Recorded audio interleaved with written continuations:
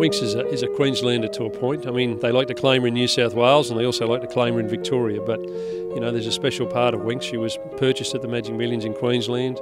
She won her first Group 1 in Queensland, so Paddy and I like to claim her as our own Queenslander, and we love to share her with everybody up here. There's so many people that were on the journey with us for the 4 years that have become part of the story, really, and if we can give a bit back and show people what it was like and try to give them an idea of all the trophies that are going to be here on Saturday, we're more than happy to do that, and we hope everybody comes along and enjoys it as much as we're going to enjoy showing them. It's really exciting to give Queenslanders a chance to say farewell to Winx at the place where it really all started, at the Group 1s at the Brisbane Queensland Oaks meeting 4 years ago, hard to believe, which followed the Sunshine Coast win.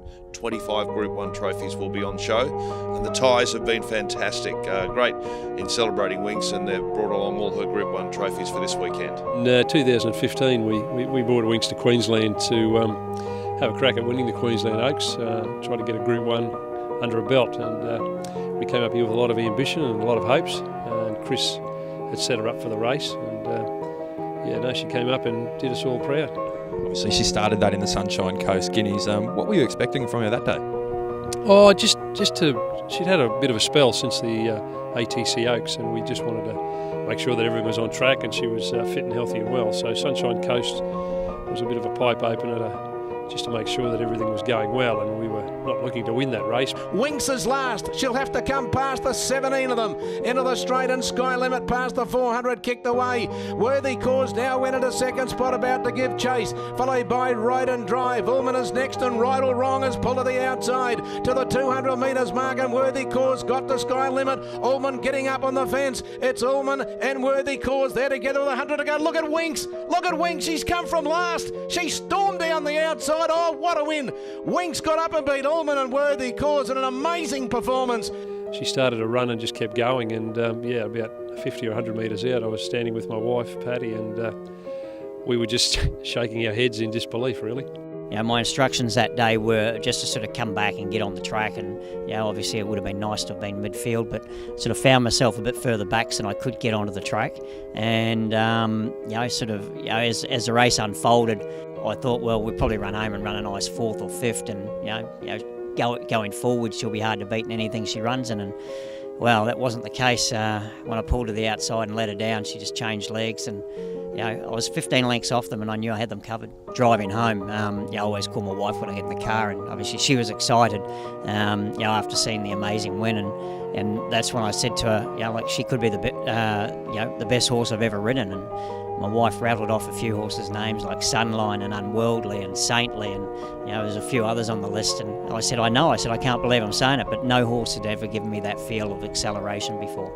Given her racing pattern at the time, I imagine you come to Doomben on Oaks Day, knowing what she'd done at the Sunshine Coast. You've got a pretty tight turning track here. How were you feeling coming into the Queensland Oaks that day? Oh, look, like all races, I mean, you've got to get a bit of luck, and she wasn't drawn the best.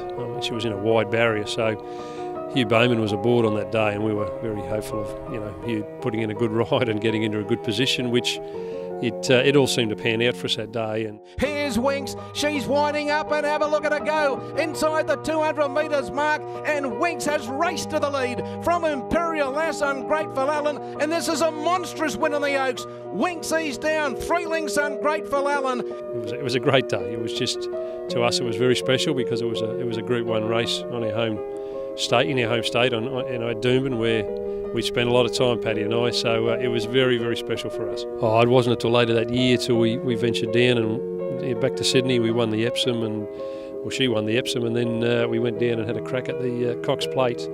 And to do what she'd done then, we knew she was good, but we didn't anticipate or believe that she would roll on to what she's ended up doing. But as time rolled on, it became more and more evident that she was more people's horse than just ours, and we were starting to enjoy that part of the ride with her, and it became quite a fantastic event each time that she went around, and the crowds were getting bigger and the interest around the world was getting bigger. The Queensland government really wanted to celebrate Winx and her Queensland heritage. She was sold here, part owned here, and began her Group 1 run in the Sunshine State, so it's back to where it all started.